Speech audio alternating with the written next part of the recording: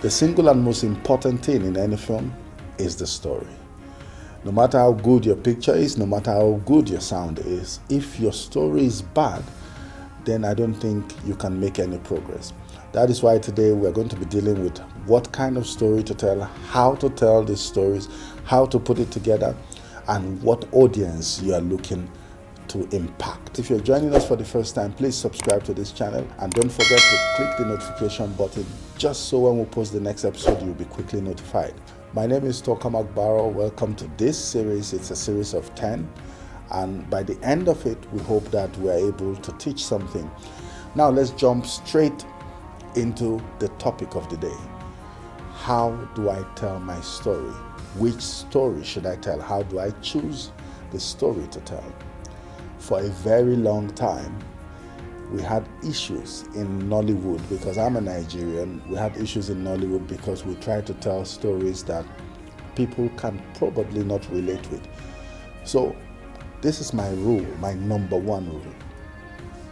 Don't tell a story you can't interpret when you're filming. Some people tell stories they like, but they don't have the financial means, they don't have what it takes to be able to interpret the story. You have a budget of, for instance, $20 to make a film, and you write a story that you will need $1 million to produce. So this is what I do. I look around my environment. What is it that I can do well? If you give me a script that, the script, for instance, they are talking about the president of a country. That president has a wife, he has a house, and if your budget doesn't match that story and you want to tell that same story, what I do is very simple. I turn the president into a councillor or a local government chairman. That way, the production and everything I need drops, because a president will need a motorcade. A local government chairman or a councillor may use a bicycle. So, and I have a bicycle just at my backyard. So it makes it easy for me to tell the same kind of story in a different way. So the first problem most filmmakers have, they have their eyes on big things that their budget cannot handle. So that brings in what we call procrastination. Whether you like it or not, if you don't have the budget to handle it, you have to postpone.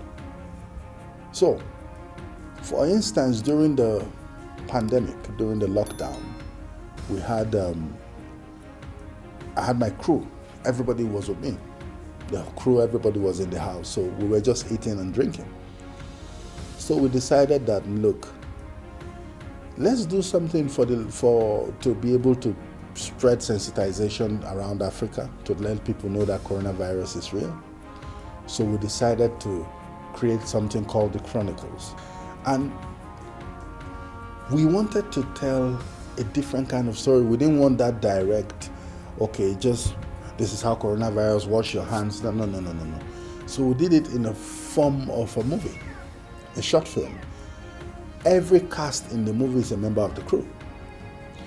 Because then, of course, we can't trust bringing people from other places because we don't know where they've been, we don't know what they've done, we don't know who they've communicated with. So we're isolated, of course, in one particular place. So we decided that, okay, let's tell the story around where we are. So we got one uncompleted building. We just set it up to look like a camp. And before you know it, we were able to make that film. My DP became an actor.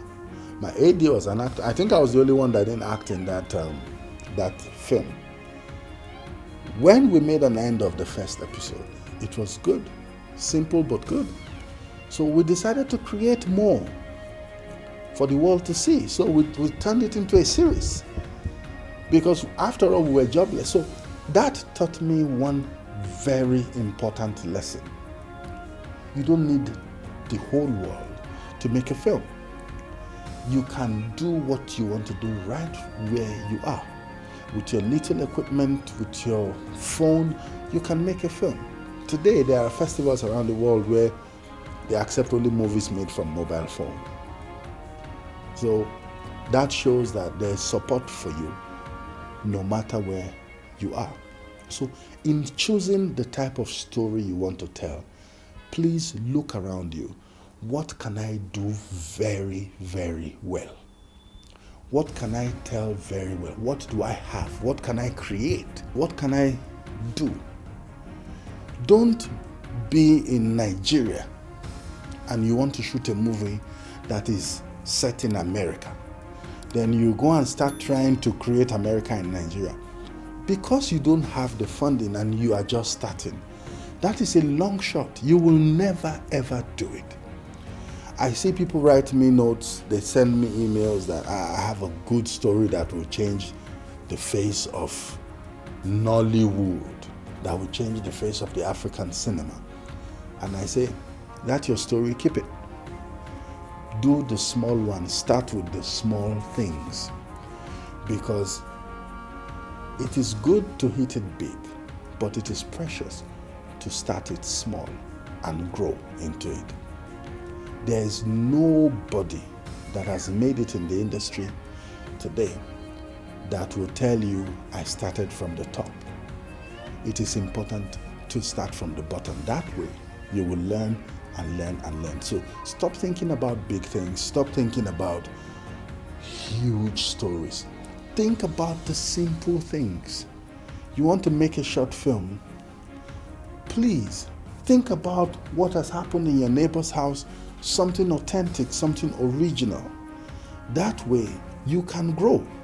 And for a new filmmaker, I say this all the time, please don't try to do anything that will cost you so much that you will not be able to waste it. Let me explain. There are movies I've done. I know these movies are not going anywhere. But I needed to work. We didn't have the market. Now I can sell anything. I can sell a short film. I can sell anything. What you're watching now, I am making money from it. But then there was no way to make money. We had one simple and straight market.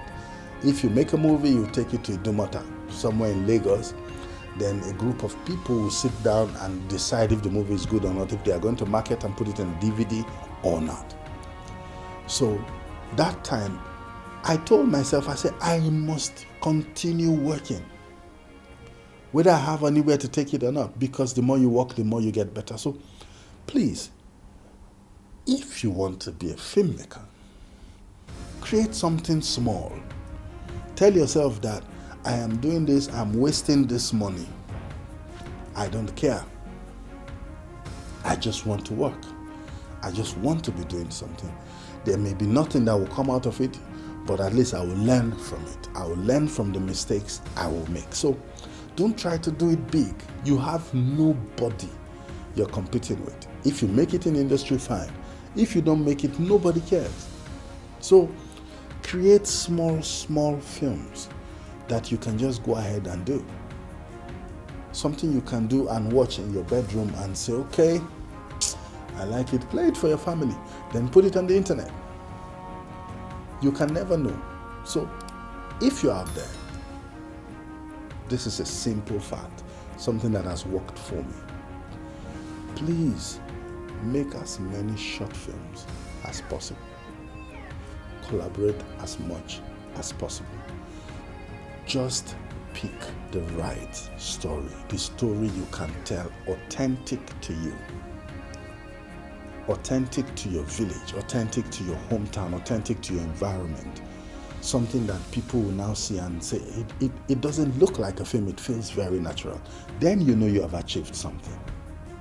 So your story is as important as anything else, because I tell you, your story is what drives the movie. We will get to picture, we will get to how to shoot, we will get to what to shoot, how to start building your script from the scratch. But the choice of story is so important that it can't be overemphasized. So pick your stories correctly. I have been in a situation where I made movies that with authentic characters, with the real people that participated in the event. because I wanted it to be original. So I went to that environment where the crisis happened and casted some people that actually lost people, just to be able to achieve that authenticness. So tell the right story, and I tell you, before you know it, boom, your career will pick up. My name is Toka McBaror. If you have not subscribed to this channel, please subscribe, and don't forget to click the notification bell so that when we post the next episode, you will be there to see it first.